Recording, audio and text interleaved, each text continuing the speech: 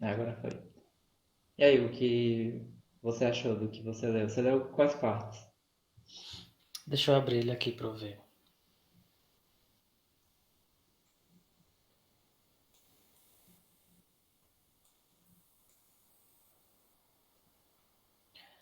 É, era o 4, não era? É o planejado para hoje era o quarto. Ah, então. Eu comecei a ler do 4, aí depois eu voltei e fiz uma leitura dinâmica dos anteriores. A gente pode comentar em ordem mesmo, não tem problema. Li o prefácio, achei interessante o prefácio. Peraí, falar alguma coisa que eu acho que o meu fone tá um pouquinho estranho. Tá. Ah, não. Acho que é o. Ah, enfim, tá normal. Eu achei interessante que ele fala, ele chama tabela verdade de não sei o que, de Wittgenstein, né? Isso. Esquema de Wittgenstein. Foi o Wittgenstein quem criou isso aqui? Então, se você for rigoroso historicamente,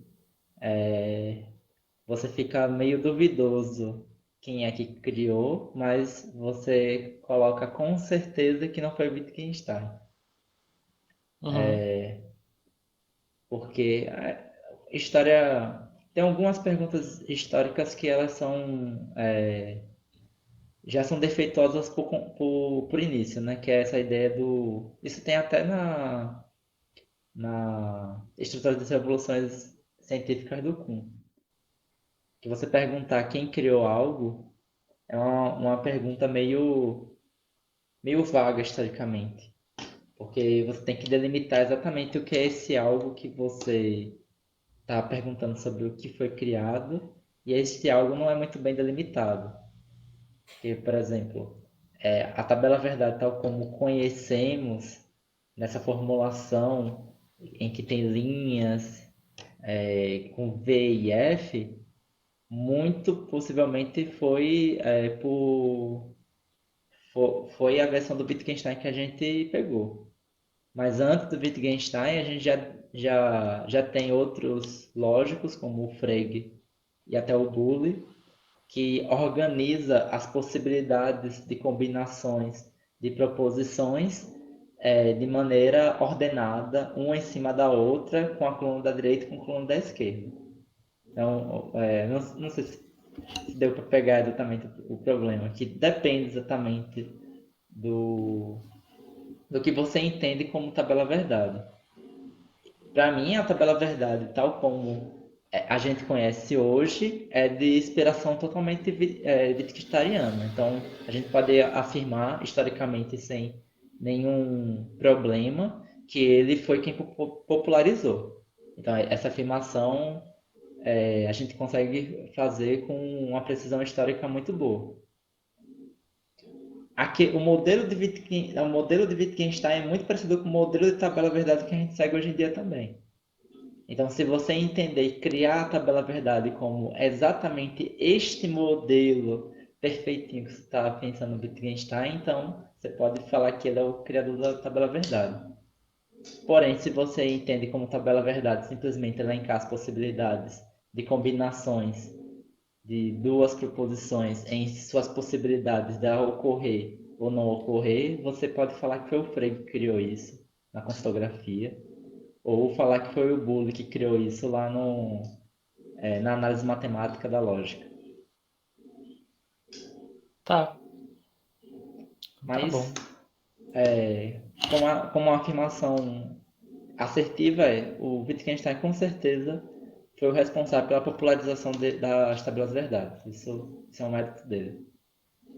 Uhum. E a tabela verdade, tal como conhecemos hoje, é muito proveniente de Wittgenstein ou de um outro lógico chamado Post, que a gente não estuda muito. Mas esse mérito a gente pode atribuir ao Wittgenstein sim.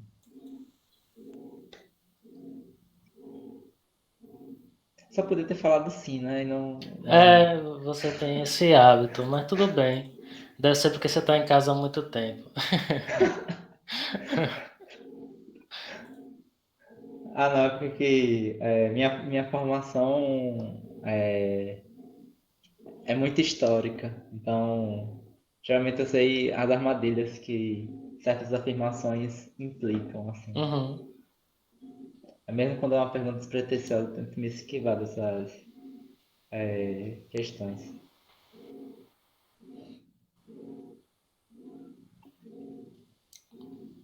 É, eu tô olhando aqui de novo as minhas marcações e tal.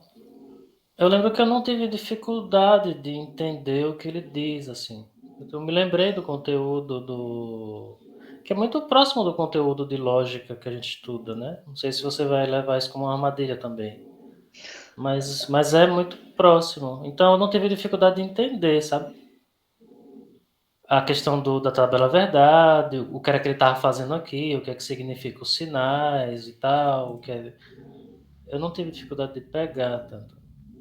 Me chamaram a atenção dois momentos. Que foi um momento na página 67, quando ele, quando ele faz uma distinção entre leis de pensamento e leis da lógica, eu acho.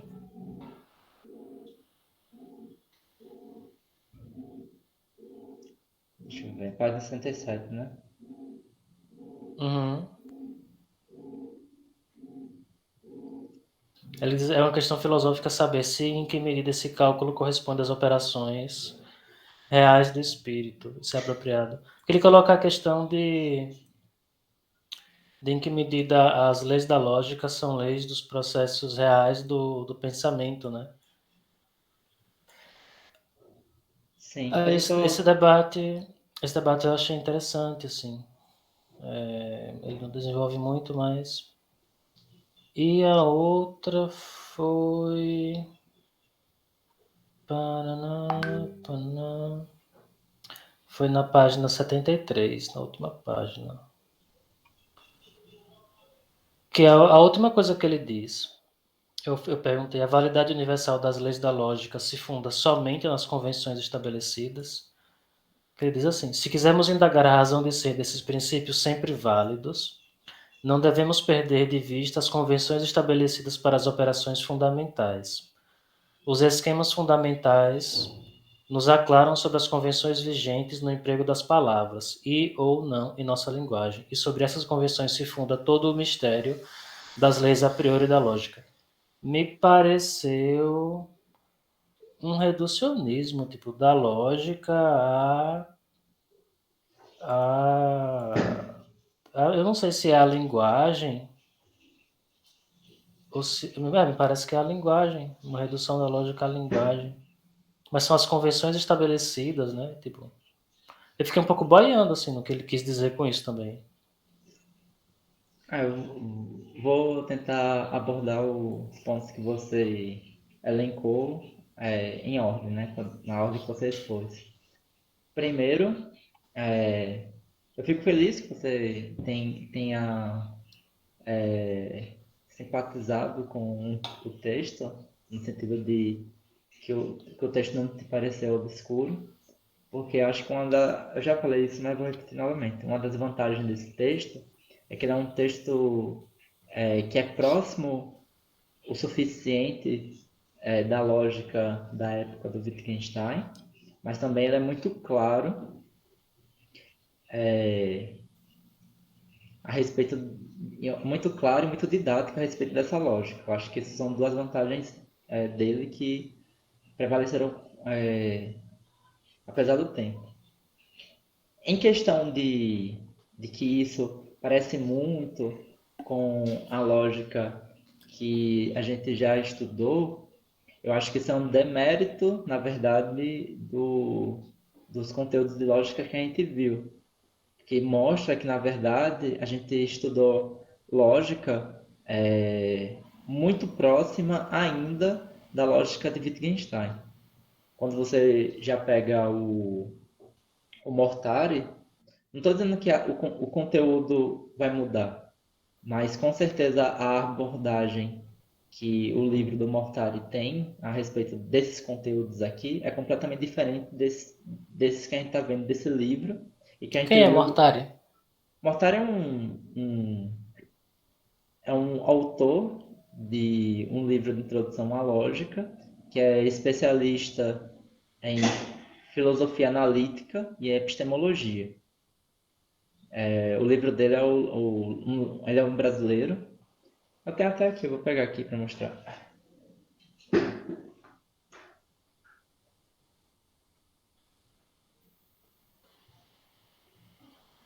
Que é esse livro aqui.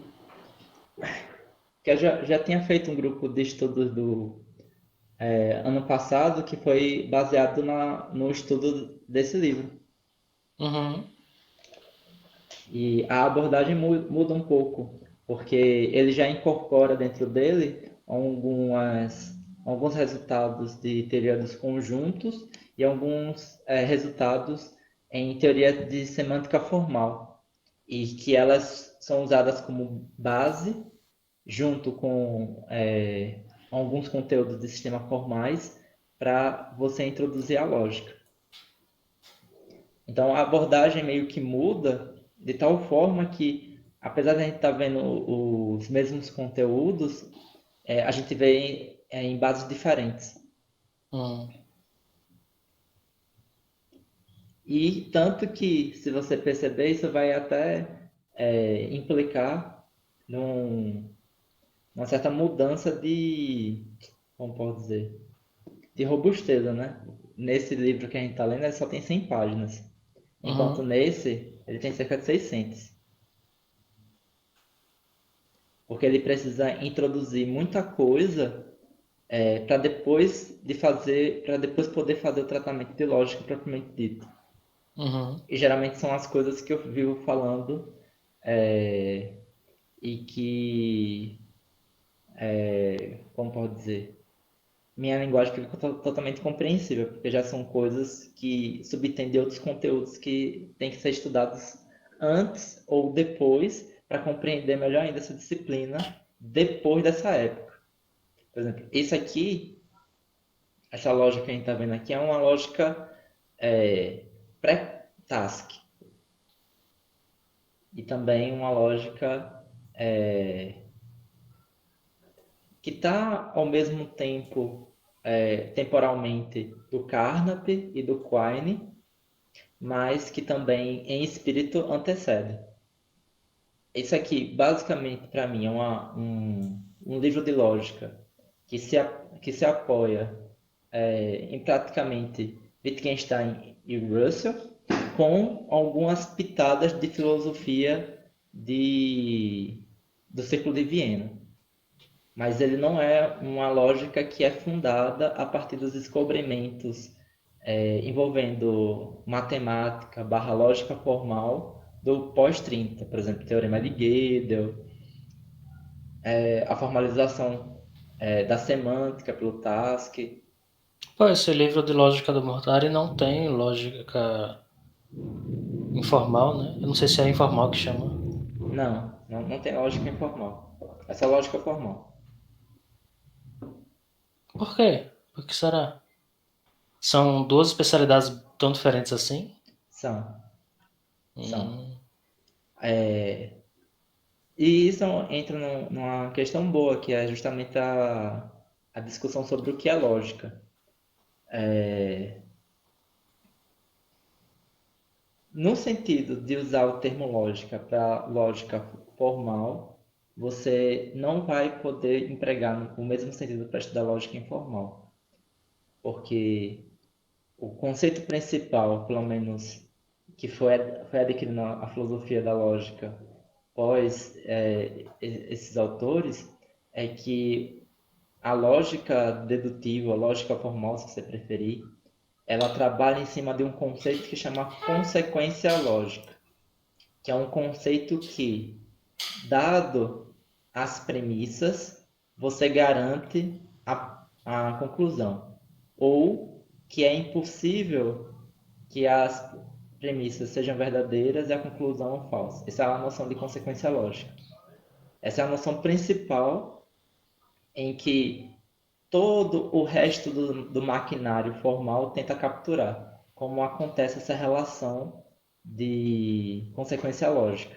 E aí você tem as primeiras tentativas a partir de Bolzano e Frege, que é tentar capturar a noção de consequência lógica pela noção de dera, é, dera, desculpa, de ser possível derivar uma frase da outra ou você conseguir criar uma prova a partir de certas afirmações para outra. Então, é uma tentativa de tratamento da consequência lógica a partir da teoria da prova. E aí eu começo a desmembrar coisas que a gente pensava que eram a mesma, só que são diferentes. Teoria da prova não é a mesma coisa que consequência lógica. Teoria da prova é um tipo de estudo barra, como pode dizer, teorização que tenta capturar a consequência lógica. Aí tem alguns resultados de lógica formal que prova que essa captura não consegue ser 100%. Aí você tem um task que tenta capturar isso a partir de semântica formal. E até agora é a abordagem que a gente vem seguindo desde então. Uhum. Só que essa outra, como pode dizer, abordagem que a gente está mais próxima, né? Pensar a lógica como uma espécie, no caso da lógica informal, né? Como uma espécie de teoria da razoabilidade de decidir entre opções. E isso não cai no mesmo sentido de lógica como lógica formal. Porque o que você tem na lógica formal não é um tratamento da consequência lógica. O que você tem na lógica informal é um tratamento da melhor decisão possível, dado um cenário em particular. Por isso que muitos dos teóricos em lógica informal, na verdade, vão ser juristas, Hum, enquanto interessante. em de lógica formal vai ser matemáticos barra filósofos.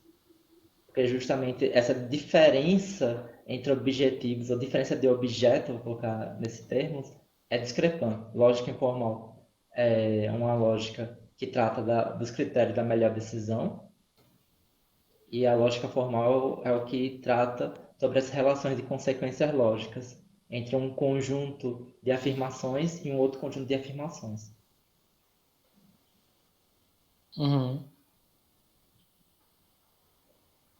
Agora tem gente que aí vem os projetos filosóficos. Eu estou falando, inicialmente são duas coisas distintas, mas aí você tem projeto filosófico que tenta, na verdade,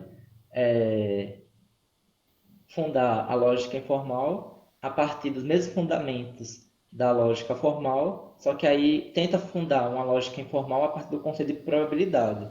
Então, na verdade, a lógica informal vai estar fundada a partir de uma estatística, uma probabilidade.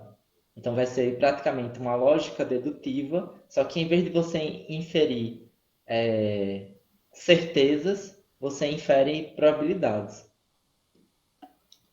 E nesta, como pode dizer, escola de, de lógica, você consegue incluir o Popper e a crítica dele contra a lógica indutiva. E aí você entende, de uma certa maneira, qual é o propósito do livro A Lógica da Pesquisa Científica do Popper. Praticamente é um ataque às teorias que tenta fundar uma lógica indutiva e dizer basicamente que lógica mesmo, no sentido tal como a gente entende de consequência lógica, é só lógica formal. A outra não pode jamais pretender ter o mesmo status, que era o que, por exemplo, Carnap acreditava. Ele acreditava que você poderia fundar uma lógica indutiva pelo mesmo princípio da lógica formal, só que em vez de você concluir certezas, você concluía probabilidades. E Hum, essa é uma posição que a gente já vê esboçada no Tractatus. E que também pode ser resumido quando ele fala o seguinte, que a única necessidade que existe é a necessidade lógica. Então, a defesa do Tractatus vai ser essa, que é a única necessidade que existe é a necessidade lógica. Todas as outras necessidades, se são de fato necessidades, são necessidades lógicas, ou se não, não são necessidades. Então, para você fundar uma teoria da lógica indutiva, você teria que partir de probabilidades, que ele também esboça como é que você, a partir de lógica formal proposicional, você consegue uma teoria de probabilidade. Tem lá no Tractatus isso também. saquei. Ah, interessante que aqui tem conjunto, né? Aqui é onde? Eu tô olhando o livro do Mortari, PDF. Tem. Ah, E pronto. funções. Uma coisa que já declara na cara a diferença. Para mim, pelo menos. Lembra que o capítulo 3 eu fiz aquela exposição sumária falando das relações? Ou não? Acho que lembro, lembro. Tipo, que a relação, na verdade, é um terceiro termo que é irredutível aos outros termos da proposição. Que antes acreditava que só tinha dois termos, que era o sujeito e predicado. Aí o Russell convenceu todo mundo que existem determinadas proposições que trabalham com um terceiro termo, que é irredutível a um termo sujeito e irredutível a um termo predicado, que é relação. Hum, Desse jeito que o Russell introduz relação, é compreensível, é palatável, é consistente, é um próprio uma introdução do termo, porém é um sentido diverso de relação a partir de conjuntos. E isso que começa a ser interessante, porque no Russell, a base do sistema de lógica dele é a noção de classe e a noção de relação. E a noção de relação e a noção de classe, vamos dizer assim, é entendida em termos de termos, que como o livro do Silva introduz bem, é somente nomes que ocupam uma determinada posição na proposição. São chamados de termos. Então você tem o termo sujeito, que vai ocupar a posição do sujeito, o termo predicado, que vai ocupar a posição do predicado, o termo relacional, que vai ficar entre um sujeito e um outro sujeito para relacioná-los. Então, o termo ele vira esse espaço, vou colocar assim, na proposição. No entanto, nessa abordagem aqui, ó, de lógica a partir do Mortari, você trata a lógica a partir do fundamento de conjunto. Então, o que você vai ter é relação pensada como fosse um conjunto bem específico, que é, na verdade, um par ordenado. Aí já muda. Porque enquanto você antes pensava em um termo, que era uma posição de uma proposição, agora você pensa em uma, como pode dizer, em um conjunto mesmo em que a ordem importa, que é a noção de par ordenado. E aí hum, você reduz, na verdade, as relações grandes como fosse um conjunto de pares ordenados. Tipo, falando assim, não parece que tem alguma diferença, até porque teria que mostrar a diferença de par ordenado de termo para mostrar essa diferença. Só que sistematicamente muda porque a base dos fundamentos do sistema mudou. Porque enquanto um era fundado na análise das proposições em termos, no outro você funda a sua teoria lógica a partir de relações entre conjuntos. Tanto que na hora que você. Nesse livro aqui, na hora que você for definir os critérios de você saber se uma determinada proposição é verdadeira ou falsa, você usa como critério relações de pertinências entre elemento e conjunto. Ou seja, uma determinada proposição vai ser verdadeira se o termo que está ocupando a posição de sujeito se referenciar a um elemento e o termo que você está referenciando no predicado se referenciar a um conjunto. E, portanto, essa afirmação vai ser verdadeira quando, de fato, aquele elemento estiver no conjunto. Tá. O que também não me parece muito esclarecedor, né? Falando assim. Não, mas eu entendi o geral do que você quis dizer. É diferente. Tipo, aqui não dá para ver a diferença assim, porque a gente não está comparando dois textos. Uhum, Mas a diferença vai começar a ser grande quando você começar a perceber que em um você vai ver cada vez mais intromissão de teoremas em teoria dos conjuntos para você concluir teoremas lógicos e no outro não. uhum. Não que no outro você não irá concluir as mesmas coisas. Só que esse aqui você vai demonstrar tudo por teoria de conjuntos. Então você vai ter que saber um pouco de teoria dos conjuntos para demonstrar as afirmações restantes do texto. Uhum. Enquanto numa abordagem como esse texto está fazendo, não necessariamente. Na verdade, não, né? Porque a teoria dos conjuntos estava sendo construída nessa época. Tá. Entendi. A segunda questão que você colocou na página 67. Não, isso que eu tô falando, eu posso estar falando como fosse trivial, mas não é. Tanto que eu penso em futuramente, daqui a 1 ou 2 anos, propor como um projeto um estudo de como posso dizer, introduções à lógica feita por autores eminentes. Então, por exemplo, você tem um livro chamado Introdução à Lógica, escrita por Task. Também tem um outro livro chamado Introdução à Lógica, escrita por Carnap. Você também já tem mais um livro chamado Introdução à Lógica Matemática. Ah, não, a Filosofia Matemática, escrita por Russell. Esse a gente vai ler nesse grupo. E dá para você perceber, de uma certa maneira,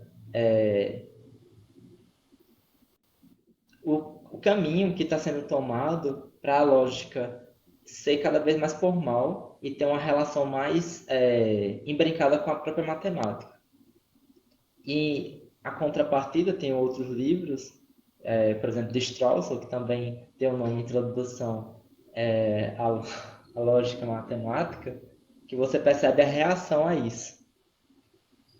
E aí você Uhum. consegue perceber, mesmo sendo um corpo de conclusões fechadas, vamos dizer assim, tipo, muda-se as bases para chegar nos mesmos resultados que a gente obtém em qualquer uma dessas lógicas.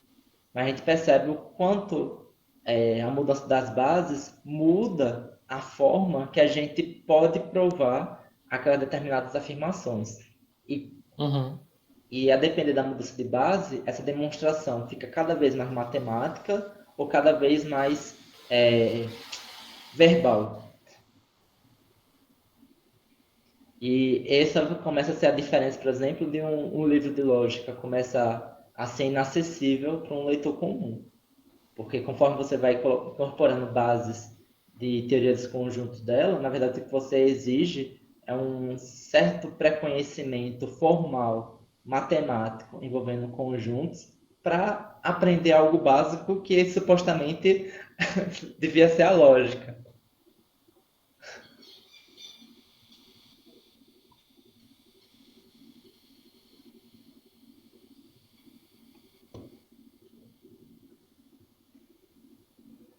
Nossa, a luz daí ficou diferente. Ou não? É, é porque É. escureceu. Aí a luz Ah, ficava tá. acesa. Mas dá pra controlar sim. Dá pra fazer assim, é. Ah, menino, que chique. É, dá pra controlar. Pensa o quê? E tem duas lâmpadas. Tem uma lâmpada da frente e uma lâmpada atrás. Eu tô agora com front light. Uhum.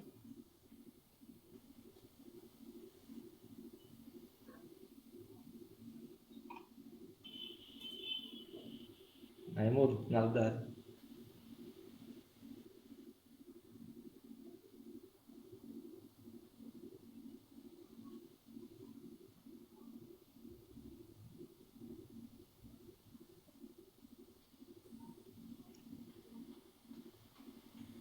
Sim, mas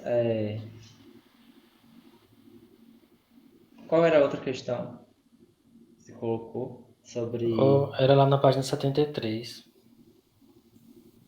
Sobre ele parece que reduz as leis, os princípios sempre válidos da lógica, às convenções que os lógicos estabelecem. Isso. É, como posso dizer? Isso é uma posição de filosofia da lógica, na verdade. É uma posição da lógica que tem como principal influência o Hobbes, que é uma espécie de nominalismo aplicado à lógica, que é dizer o seguinte: o fundamento da necessidade da lógica é a convenção dos nomes. O que isso quer dizer?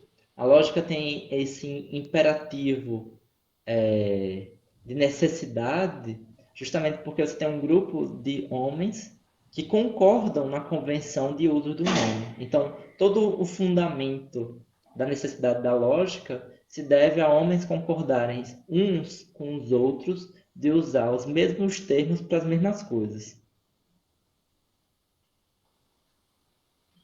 Isso é Não entendi. Oi? Me distraí, não entendi. Não, isso é uma posição em filosofia da lógica que é uma espécie de Hum, nominalismo lógico, que se hum. funda dizendo que o fundamento da necessidade lógica, que é dessas necessidades que a gente aprende lógica, se deve toda e exclusivamente aos homens entre si concordarem com a convenção dos nomes e de empregar os mesmos nomes para as mesmas coisas. Ah, é? Eu pensava que essa é uma posição, mas ela é a posição mais aceita? Assim, eu não sei se é mais aceito, eu teria que fazer um censo, mas acredito que. Acredito que não, mas eu não sei Ah, não. Até porque. eu pensava que os lógicos eram mais. Tinham uma parada mais metafísica como fundamentação. Então, esse é o ponto. Existem esse caminho da metafísica como fundamentação, que você pega, por exemplo, o Frege, Russell e Gödel. Gödel um expoente importantíssimo quando se trata de fundamentação da lógica matemática a partir da metafísica. Ele é um platonista, o Gödel. O, eu tô falando isso porque geralmente usa muito o Gödel para fazer ataques contra os metafísicos. Enquanto na verdade Uhum. o ataque que o ataque não, o teorema que o Gödel cria atinge mais os formalistas e talvez os nominalistas do que propriamente os metafísicos. Porque o que o Gödel mostra é que se você tentar fundar a lógica como mera relações entre sinais, que é isso que eu chamei para você em uma certa época de formalismo, tentar reduzir o estudo da lógica a meramente um estudo sobre relações entre sinais convencionados, você tem uma teoria que você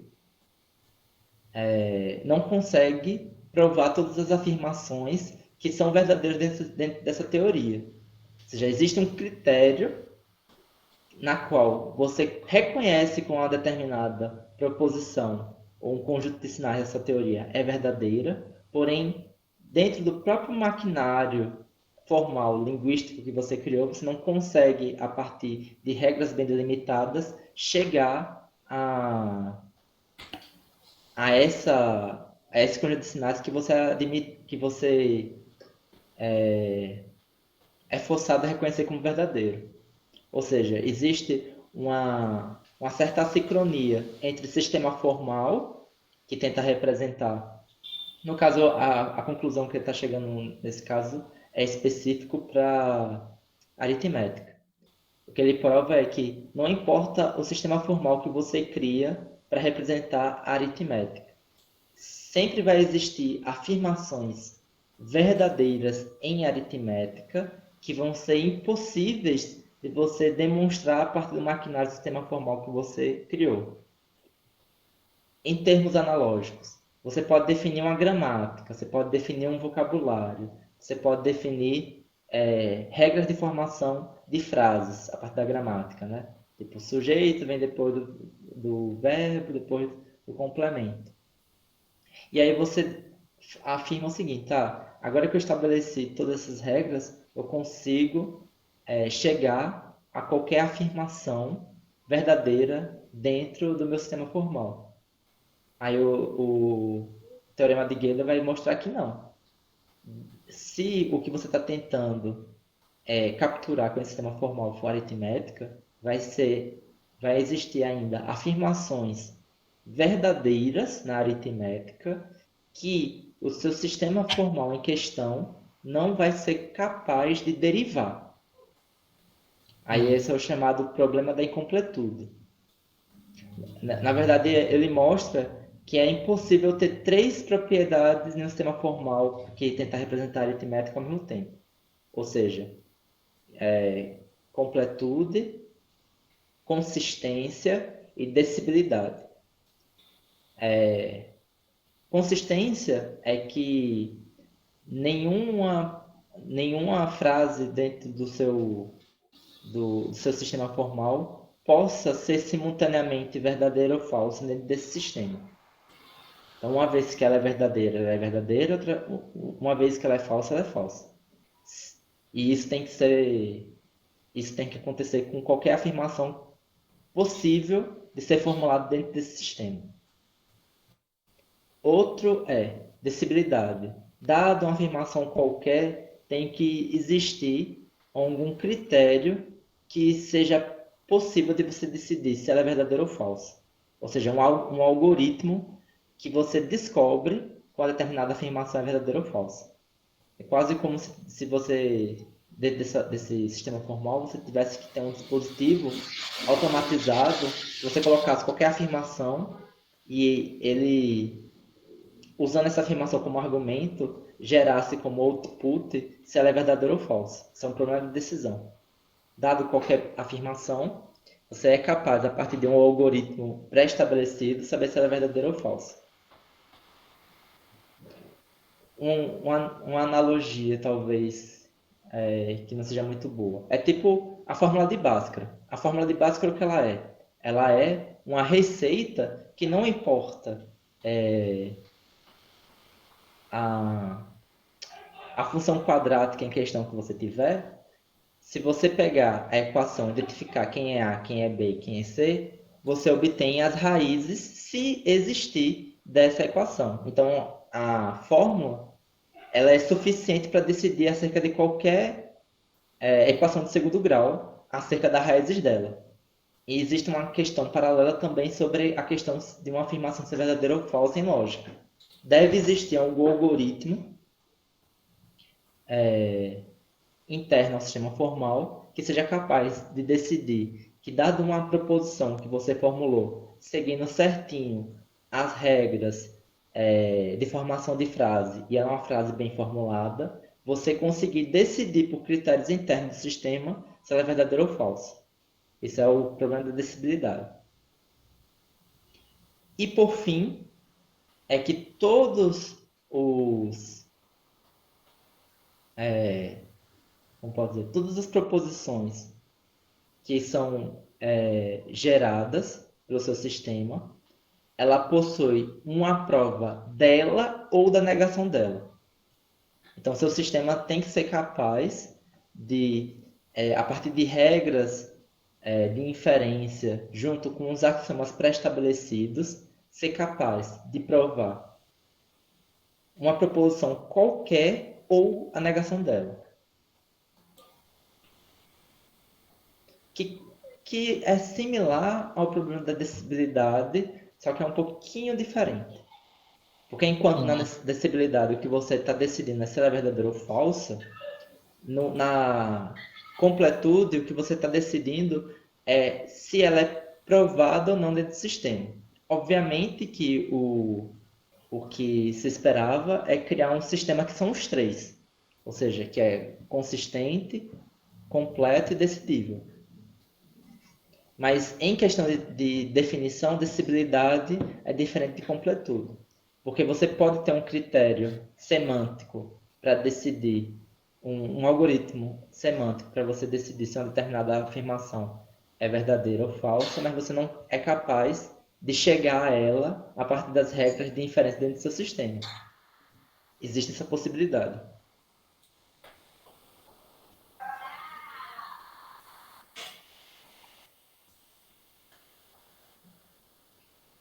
Tá.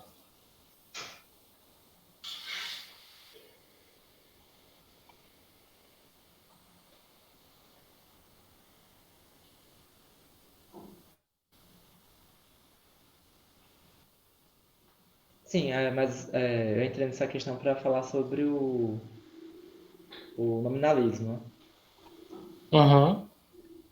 A questão toda que eu entrei nisso é porque que geralmente invoca o Gödel como fosse um argumento contra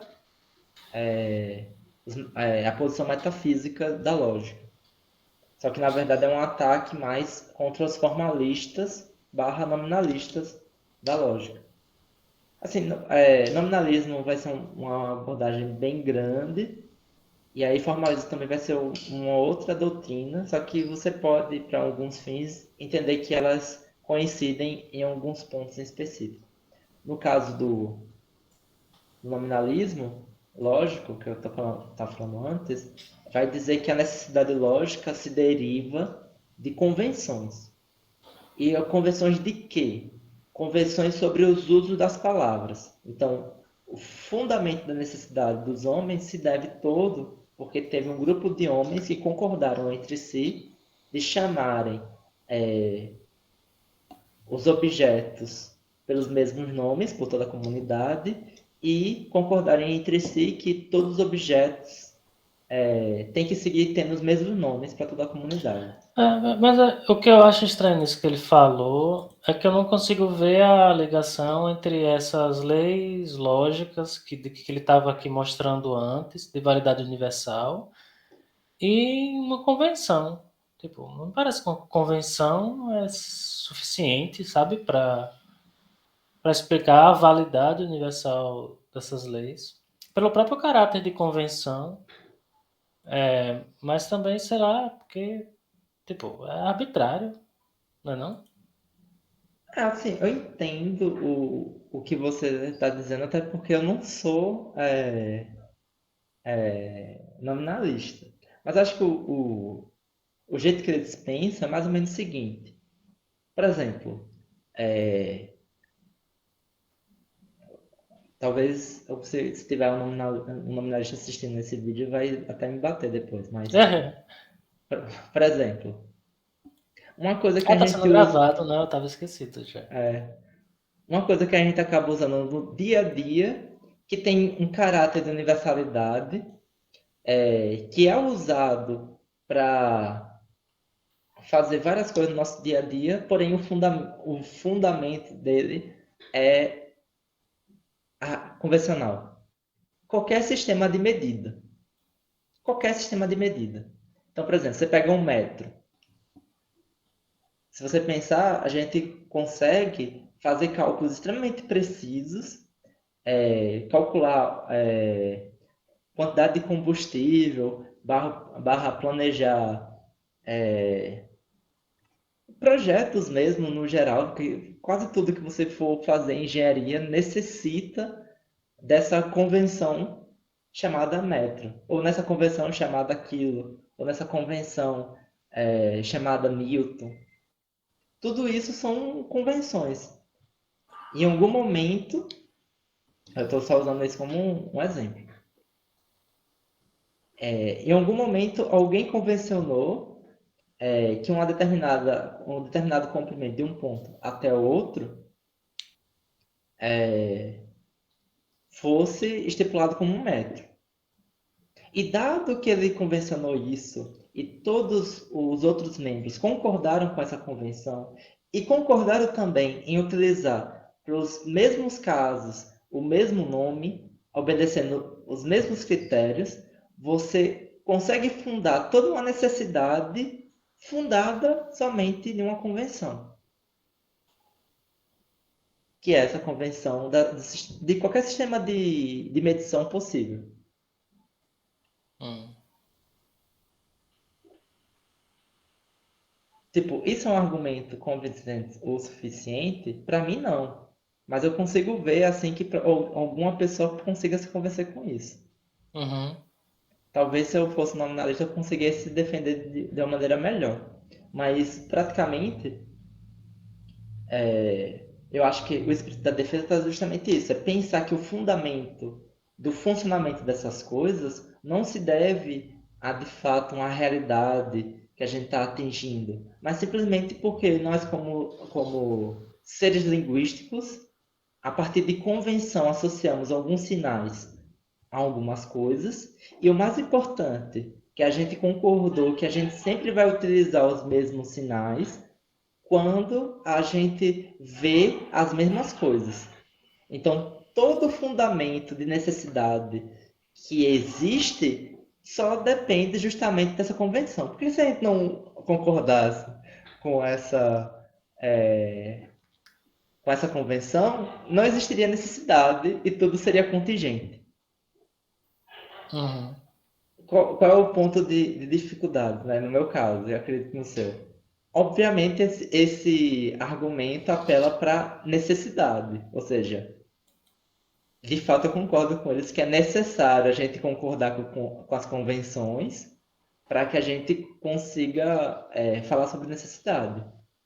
Só que eu acho que ele peca pela suficiência, é um argumento que não é suficiente. Ou seja, de fato Uhum. você mostra que é necessário ter convenções para você tratar sobre necessidade.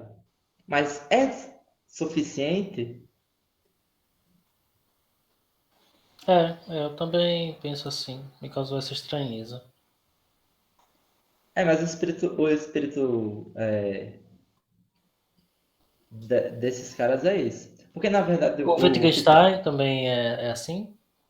não, o Wittgenstein, eu acho que ele entra lá naquela outra parada. Ele não acha que isso é convincente. Aí eu volto de novo porque eu já falei, né? Que aí Hum. o Expedito falou que discorda da minha leitura e o Alex também e tal. Eu acho que o Wittgenstein, ele tá falando o seguinte, olha, a razão de concordância dessas convenções, eu vou colocar nos termos que a gente está conversando. Sempre mudo para os termos que a gente está conversando. Por isso que fica parecendo sempre que são posições diferentes. Mas o espírito é a mesma.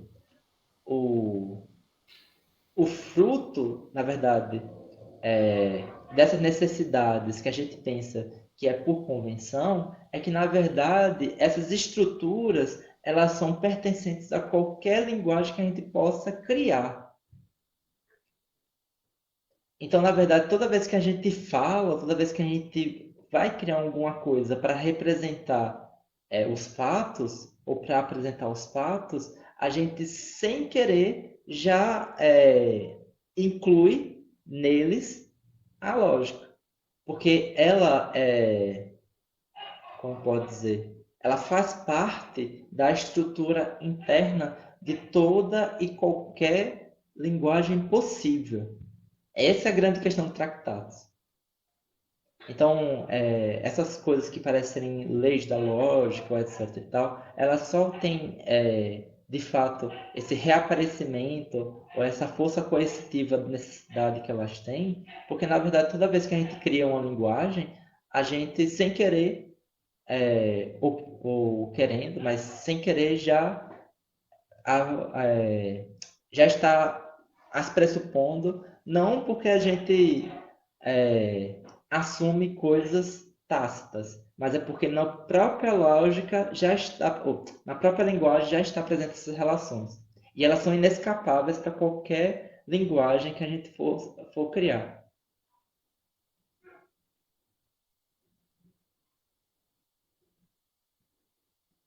Essa é a questão do tratado. É pensar que, na verdade, e aí entra naquela questão que o Bourdieu estava falando sobre os campos, né? Que era como eu estava interpretando.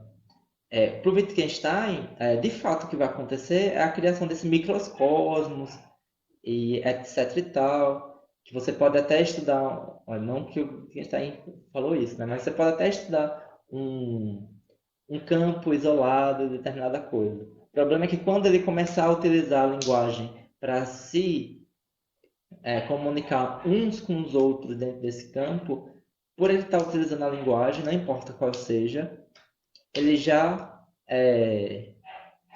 incluiu dentro dessa estrutura a lógica.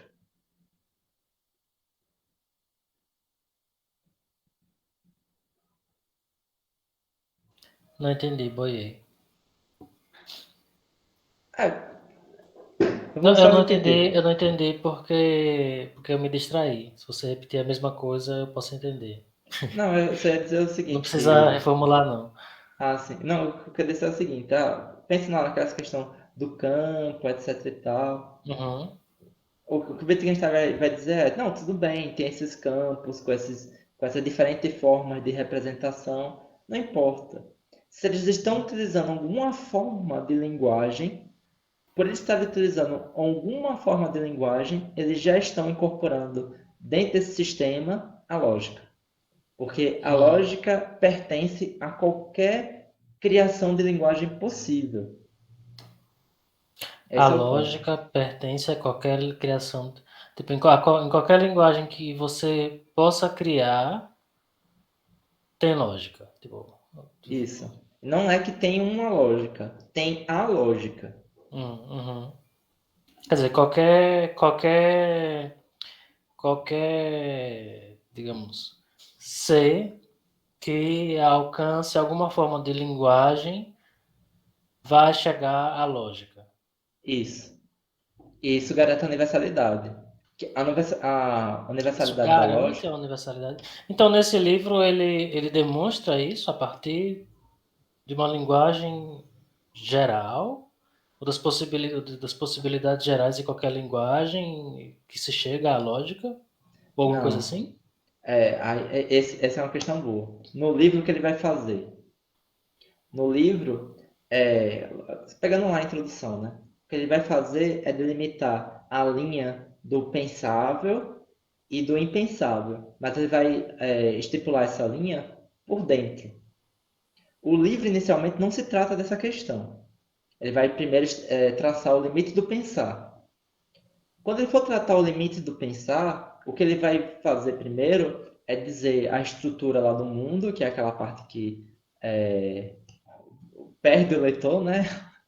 A maioria dos leitores do Wittgenstein perde o interesse. Assim, a maioria dos leitores não é especialista, né? Tem dois caminhos. Ou o cara perde interesse lá nas primeiras afirmações, ou os caras É. se perdem relando naquela porra, ou pela eternidade tentando encontrar alguma coisa de profundo naquilo ali. É, o que eu fiz foi cair fora. Não, mas tem a segunda possibilidade. E eu realmente acredito que aquilo ali é só uma metafísica necessária que ele tem que estipular para depois tratar o que ele realmente quer tratar. O que ele quer tratar realmente depois é da relação de figuração dos fatos. Ou seja, como é que a gente cria determinadas, eu vou colocar em termos filosóficos mais clássicos, como a gente cria determinadas entidades para a gente, de uma certa maneira, pensar a realidade, que é isso que ele está chamando de figuração. Que na verdade a gente nunca vai chegar nessa realidade tal como aparece nas primeiras proposições. O que a gente sempre atinge, isso que eu falei desde a primeira reunião, são as figurações. Ou seja, essas imagens que a gente cria da realidade ou do mundo, que a relação de realidade dessa figuração é uma relação de isomorfismo ou de correspondência um para um com a realidade. Ou seja, e isso começa a ser a parte mais louca que eu acho, que é mais difícil. Qual é o fundamento da figuração? O fundamento da figuração é que para cada elemento da figuração corresponda um elemento da realidade. E é por isso que ele começa a falar que, por exemplo, o mundo é tudo aquilo que é o caso. O caso é a totalidade dos fatos.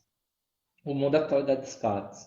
E aí depois ele fala que os fatos são concatenações de objetos.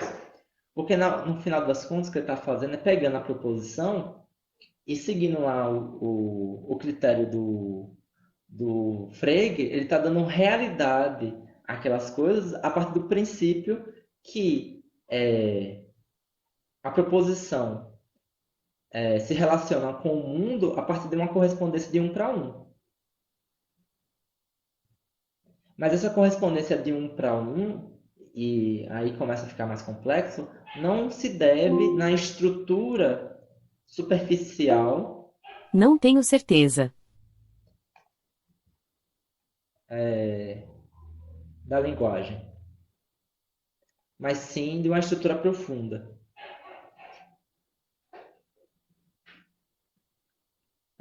Talvez não esteja bem claro o que eu quero dizer, né? No caso, Não tô acompanhando, não.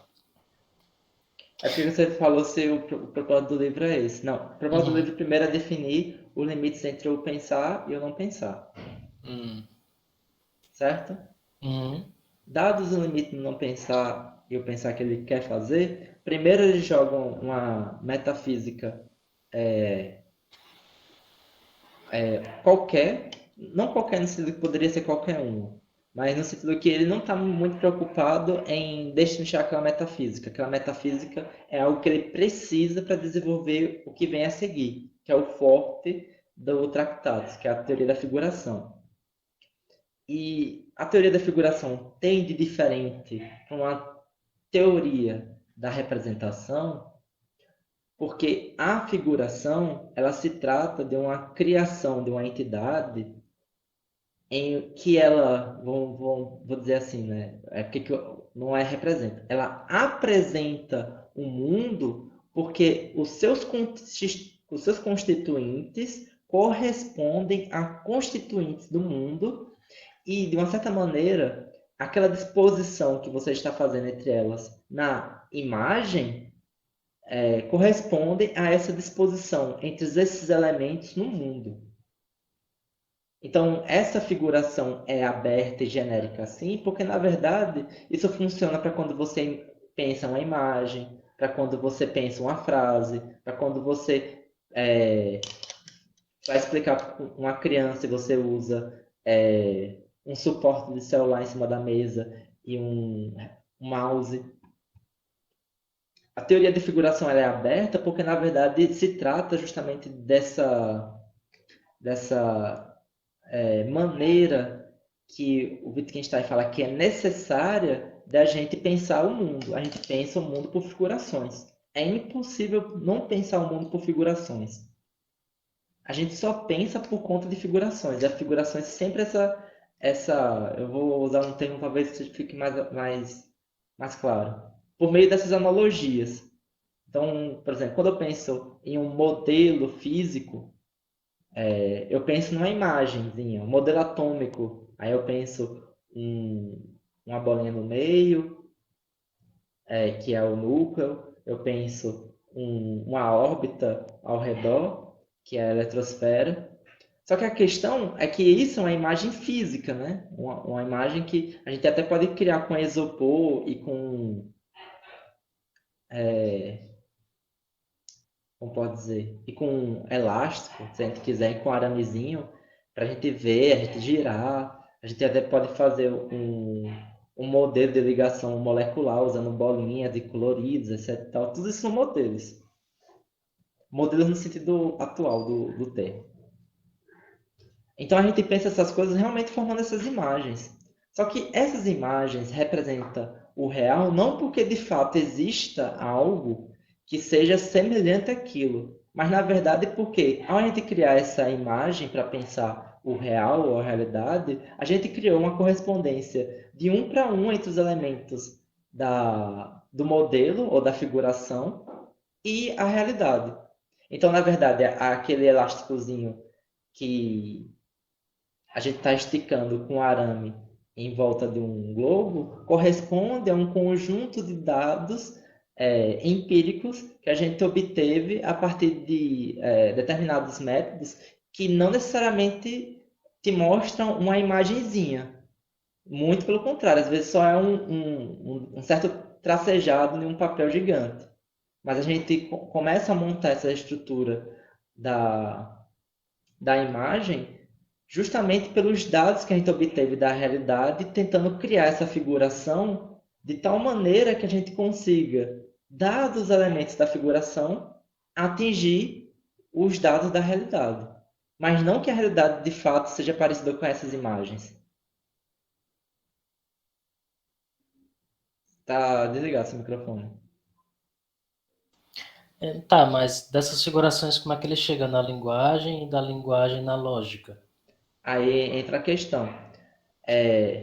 Perfeito. Primeiro ele está aí isso praticamente é passagem do aforisma 1, passagem para o aforisma 2, e aforisma 3 e aforisma 4. Conforme ele vai avançando no aforisma, ele troca o objeto dele. Praticamente essa parada da teoria da figuração vai ficar presente lá para o aforisma 2 para o aforisma 3. Depois, o que vai acontecer lá no movimento de Tractatus é que ele vai concluir o seguinte, olha, ele vai chamar de figuração lógica. Eu não vou lembrar exatamente o que ele chama de figuração lógica, mas vai chegar a uma proposição que ele vai falar assim. E a figuração lógica é o pensamento. Então, dentro dessas figurações que a gente falou,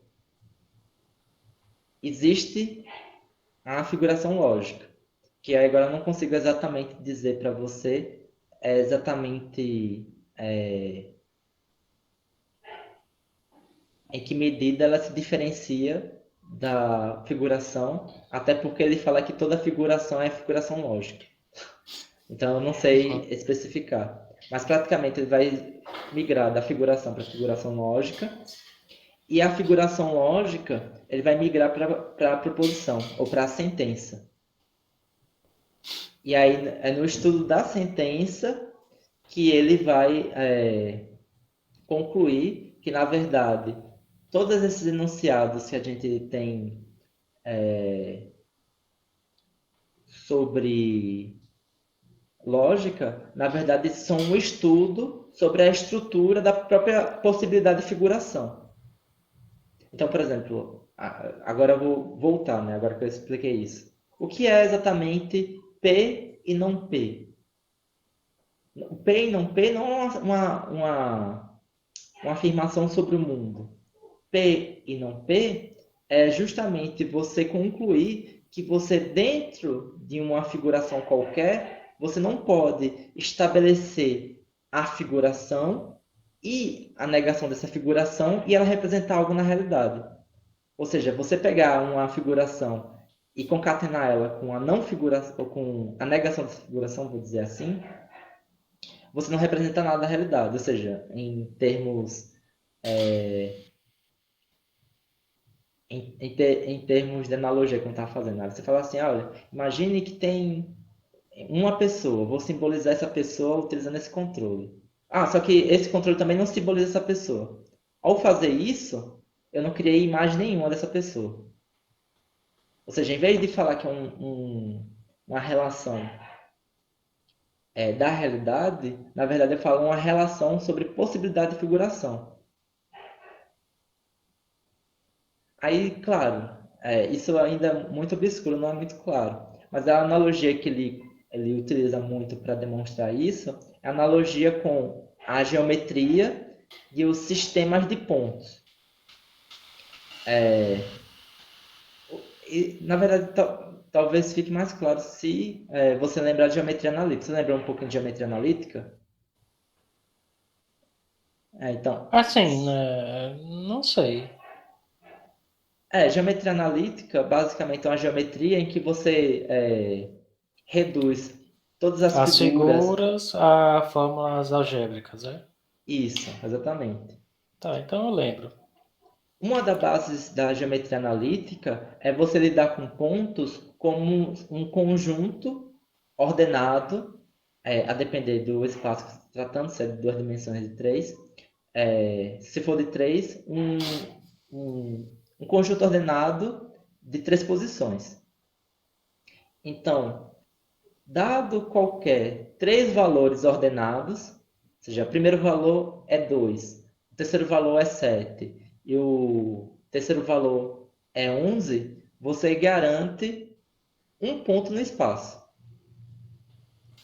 E esse ponto é único, não existe outro no espaço além dele. Certo? Uhum. Só que aí vem a questão da figuração. Perceba que um conjunto de três números, que eu disse anteriormente, e o ponto são essencialmente distintos. Chega a ser ridículo você pensar que os dois é a mesma coisa. Um ponto vou colocar num papel, é uma marca que você pressiona com grafite e um conjunto de três números é um conjunto de três números. Tá. Ou seja, você consegue criar uma relação de figuração entre um conjunto de números e uma entidade que não tem nada a ver com ele, que é o ponto. De tal Uhum. maneira em que você garante que, dado uma combinação em específico de números, você adquire uma única entidade que é o ponto, certo? Uhum. E aí, quando você vai descrever, por exemplo, uma circunferência de ponto, uma circunferência de raio 1, por exemplo, que é uma figura geométrica, você consegue reduzir isso a uma fórmula que, Uhum. novamente, não tem nada a ver com a figura geométrica, mas o que é importante é, uma vez que você estabeleceu esse elemento de figuração, que agora são os Tá. pontos numerados, Tá. você consegue. Eu entendi a parte da figuração. Mas daí como é que disso ele vai para a linguagem? Ou isso aí já é o tratamento dele da linguagem? Esse já começa a ser o tratamento da linguagem, porque no final das E contas, hum, toda linguagem vai ser uma figuração lógica dos pensamentos. dos pensamentos?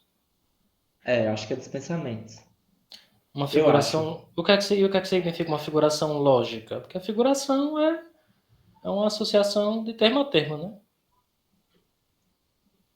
Eu entendi assim, figuração como uma relação. Então, foi isso que eu falei. Eu não entendi a diferença entre figuração lógica e figuração. Eu ainda não Hum, entendi. Quer dizer, tô eu entendendo. não lembro. Tô entendendo. Tipo, eu não completei totalmente a Uhum, compreensão do tratado dando aula para vocês, não. Estou estudando junto com vocês. Mas aí uhum, o que eu sei, assim, a princípio, é que o que ele vai fazer é esse castelinho. Vai ter essa relação de figuração. Essa relação de figuração funda a relação de figuração lógica, que funda o pensamento, que funda a proposição, e no final das contas, essas relações que a gente estuda em lógica são estruturas que faz parte das relações de figurações. uhum. E aí, em vez de você. E é isso que está. Na verdade, é isso que é a diferença do tratado. Em vez de você jogar a lógica como se fosse uma espécie de ciência do, como pode dizer, do absoluto, ou uma ciência das entidades necessárias, você praticamente esvazia ela de significado, porque na verdade tudo que você aprende com lógica, supostamente assim, você teoricamente já obtinha sem ela. Como é? Tudo que você obtém a partir do estudo da lógica, você já obtém sem estudá-la, porque você já incorpora ela na linguagem. Ah, sim. É, você pode incorporar, né? Não, você já esse é o ponto. Você já incorpora, sem saber se já incorpora. Porque não. Talvez seja uma É, interpretação mas muito não, errada. mas não tem como demonstrar que, sei lá, por exemplo, se uma outra espécie desenvolvesse linguagem, se ela teria pensamentos lógicos, né? Porque não necessariamente você tem pensamentos lógicos, você pode ter pensamentos ilógicos. Por Então, isso que a lógica não se confunde com a psicologia. pro Wittgenstein, todos os pensamentos são lógicos. Ah, é? E esse pulo do gato vem da onde? Justamente porque quando você pensa já obedecendo às leis da lógica. Tipo, Bom, por então é a exemplo, psicologia. não, não é. Esse é o ponto. Porque é, vai parecer que é, mas não é. Porque quando você fala que a lógica é fundada na psicologia, você fala que a lógica é um estudo sobre as relações Reais do pensamento. reais do pensamento. Se Mas todo no caso, pensamento é lógico. só que no caso do Wittgenstein é o contrário. Não é que são as relações reais do pensamento. Não. São os. Vou colocar nesses termos, né, para ficar mais compreensível. São as estruturas que o pensamento próprio assume ao se realizar. O que eu quero dizer com isso? As estruturas que o próprio pensamento assume ao se realizar. Porque isso é diferente de o pensamento tal como ocorre. Porque, por exemplo, você pode fazer muito esforço, mas você nunca vai pensar uma coisa e não esta coisa na mesma, no mesmo modo ao mesmo tempo. Você pode fazer Como muito é? esforço.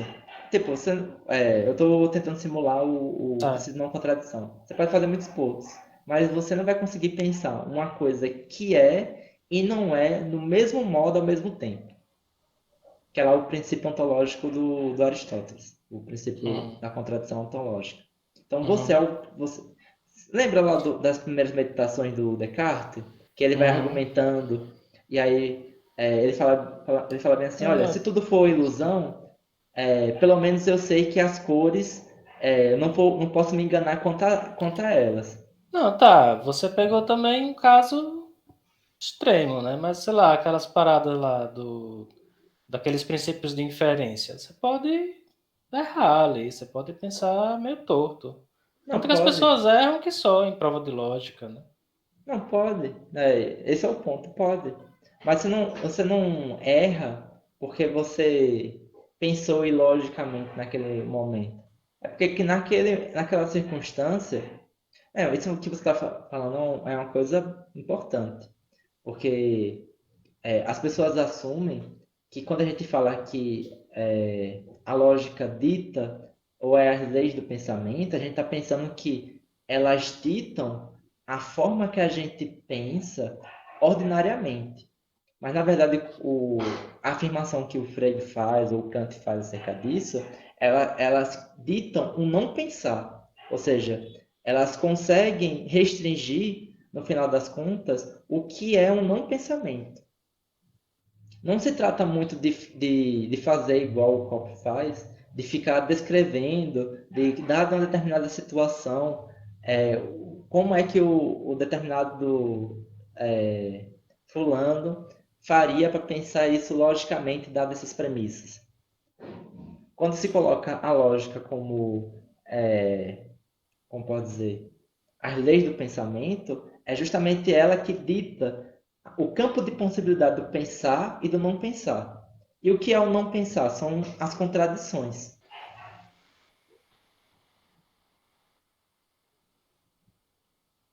Tipo, eu sei que tá meio estranho o que eu tô falando.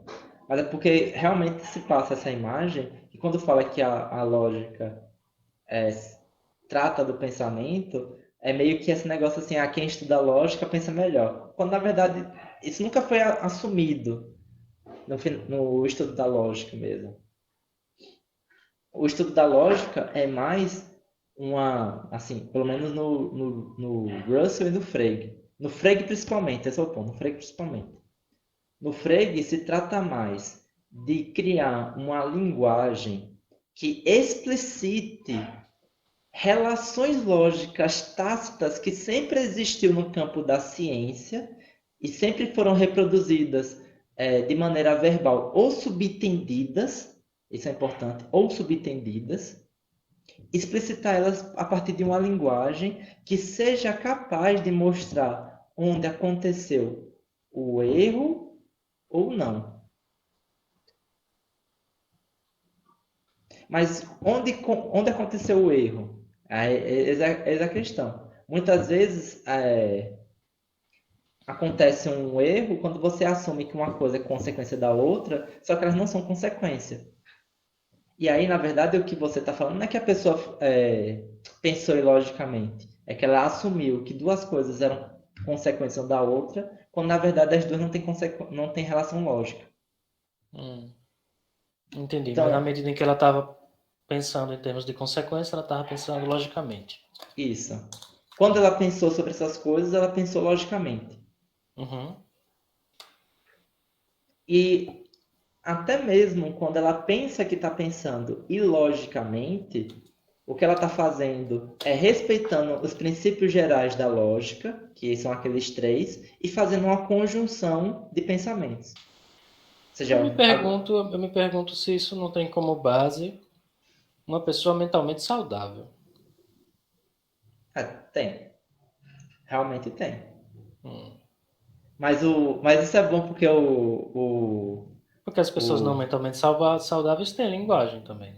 não, mas isso é bom porque tem dois filósofos em especial que falam sobre esse ponto e eles dão um argumento contra isso, que é o Locke e o Russell. O Locke vai falar o seguinte, olha, o problema dos loucos não é que eles pensam ilogicamente. O problema dos loucos é que eles não concordam com a mesma premissa do que a gente. Uhum. E o Russell vai falar o seguinte, as pessoas ele não chamou assim, né? Mas as pessoas esquizofrênicas, ele não chamou esquizofrênico, mas pela descrição que ele deu, são pessoas esquizofrênicas. O Ele problema fala isso dela, aonde? no misticismo lógico, Hum. o problema delas é que elas suspeitam demais da opinião dos outros e se apoiam demais sobre as suas próprias premissas. Então, na verdade, a diferença entre a gente e um louco é que, na verdade, a gente está suscetível a reconhecer que nós estamos errados pela pressão social alheia de alguém afirmar que nossa premissa é falsa. Enquanto. Eu não sei se eu me convenço, porque são dois filósofos, né? Não é nem psiquiatra, nem É, psicólogo, mas é complicado. não, mas assim, Mas esse misticismo e lógica é sobre o quê? Fiquei é curioso. ele é um conjunto de artigos, na verdade. Tem E alguém vai batendo na sua variando. porta, eu acho. Não, é na casa vizinha. Ah, tá. Tá martelando. É um conjunto de artigos, trata sobre vários assuntos, sobre educação liberal, sobre matemática. É um conjunto de artigos. Aí levou o nome de um dos artigos que é miticismo e lógica, mas são vários artigos diferentes. Mas assim, eu não sei, porque de fato isso que eu estou falando é a partir de dois filósofos. Mas existe muito estudo de lógica a partir de psicólogos, né? Uhum. Nessa época mesmo, estou falando, não estou falando nem de outra época, estou falando desta época. Por exemplo, Wundt, que é o pai da psicologia experimental. Ele fez muitas contribuições para a lógica. Bolzano, que tem um livro chamado Psicologia sob o ponto de vista empirista. Também ele tem determinadas conclusões sobre lógica. Claro que aí vai ter diferenças agora substanciais, porque tem as correntes fenomenológicas associadas à psicologia. Então, a base já é diferente. Então, com certeza eles não vão concordar. Com certeza não. Eu acho que eles não vão concordar porque a base é diferente.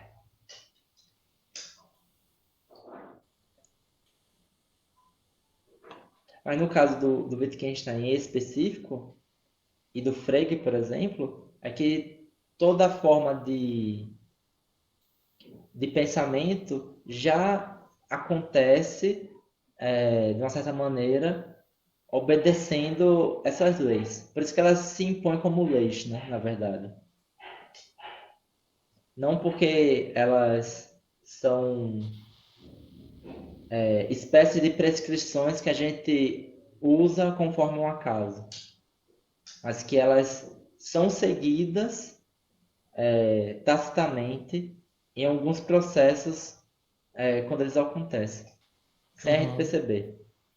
E essas leis, geralmente, por serem assim, são associadas à metafísica barra ontologia, que é, por exemplo, o princípio ontológico de uma contradição do Aristóteles. Só que isso é muito mais problemático do que eu estou fazendo parecer. Eu estou afirmando de uma certa maneira para a gente entender o Wittgenstein, mas de fato não é tão preto no branco assim. Essas questões que você colocou, na verdade, elas são bastante relevantes para uma discussão futura. Mas para isso, Uhum. a gente teria que, na verdade, comparar a corrente do Frege e do Wittgenstein com outra corrente, e não com ela mesma.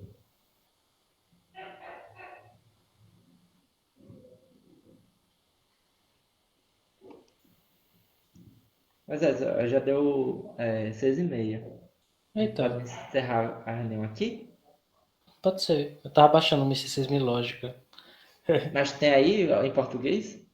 Não, tem em espanhol. Dê uma olhada. Depois eu pesquiso o artigo que eu falei sobre isso. E te mando. Uhum. Obrigado pela reunião, viu? Se for sair meio com pressa, porque daqui a pouco é aula. Tranquilo. Obrigado também. Foi legal. Então, até a próxima semana. Valeu. Até, valeu. Tchau, tchau. Tchau.